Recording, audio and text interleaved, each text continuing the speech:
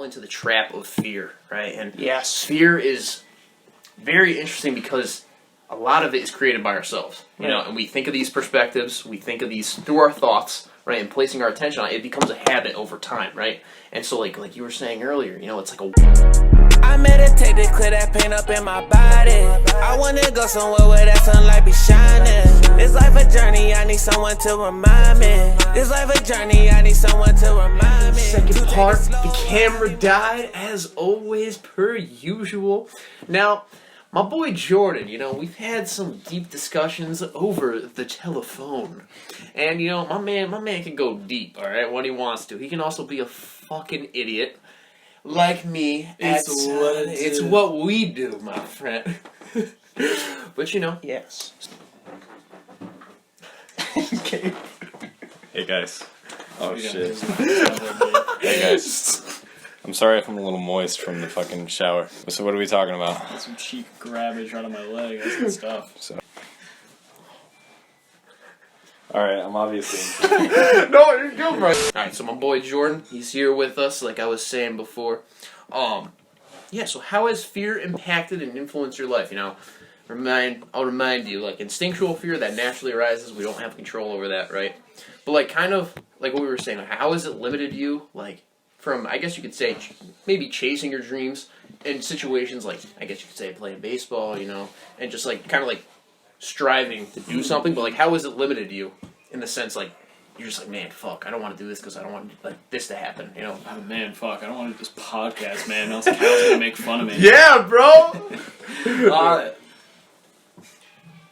Well, yeah, baseball's a pretty good. Yeah. Baseball's a pretty good example. I mean, I don't know if you were talking about baseball at all, but No, I mean, no. you know, we shared pretty similar baseball yeah, experiences.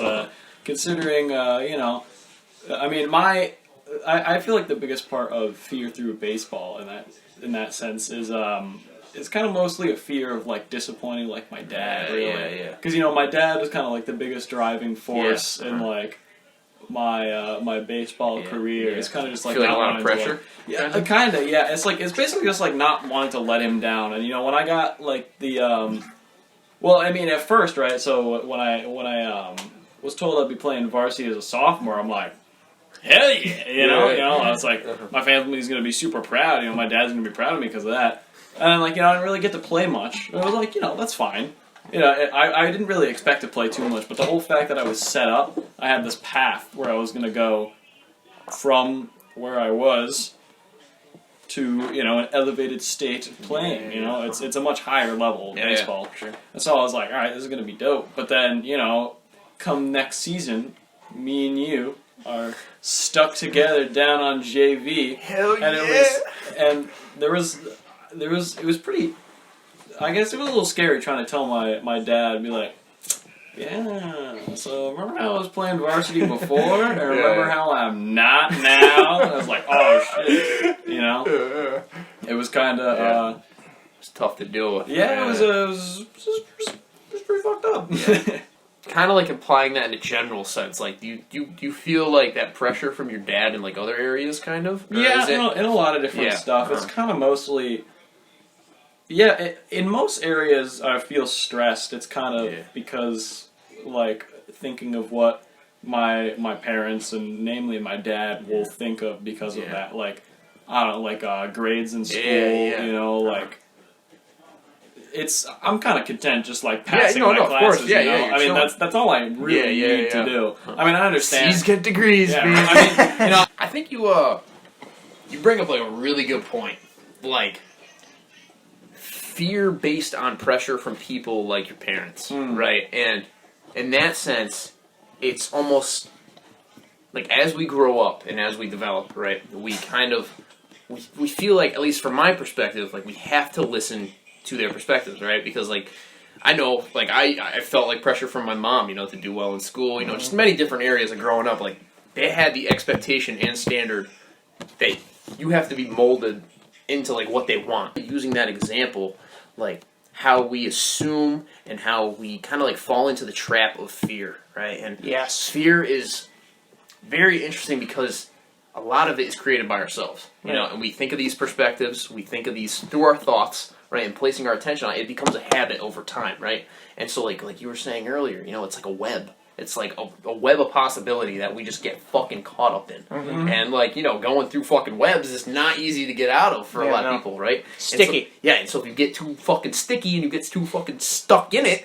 like, it's going to take some time to get out of it. Yeah. And, right, so by entering the present moment, by being in the here and now, you can escape all that hypothetical crap that you created, right? You enter the neutrality of this world, like good and bad, separate aside. So, Cole, my question for you, my man, is kind of like, you mentioned this earlier on, how this stunts the growth of the awakening process, right? So kind of, when I mean awakening, just kind of becoming more aware in different areas, right? Because when we develop fear, right, we're less likely to go into areas. We like the known, right? We don't like the uncertainty, right? And so when we explore the uncertain, right, which a lot of people fear because it's uncertain, they have no control over it, how does that stunt the awakening process, in your opinion? Well, the whole concept of the awakening is in a extreme clarity and understanding of yourself, spiritually and, you know, physically as well. Yeah.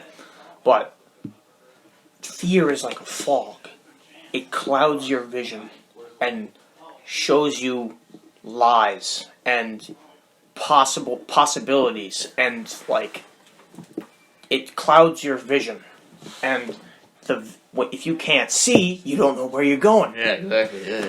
So, but it stunts the awakening, in my opinion, by clouding your vision. You become very claustrophobic because it kind of goes with all emotion, but fear is kind of the most present. Yeah. But all the other emotions can stem from fear. So it's kind of the big bad, for lack of a better term. But it clouds your vision, because if you can't see past the fog of the anxiety that you created, right? That you created, and the weight of external expectation, you will get caught up in what everything. You will get caught in the fog, and you get lost. You can't find your way. It only makes it harder. Exactly.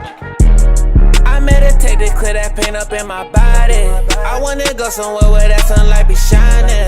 This life a journey, I need someone to remind me. This life a journey, I need someone to remind me. To take it slower, I be moving too fast. Keep on going at this rate and I'll crash. I messed around and left the old me in the past. It's a real smile from peace at last. Life a mystery. Sometimes I think a lot and let it get to me. I need that Mount Side.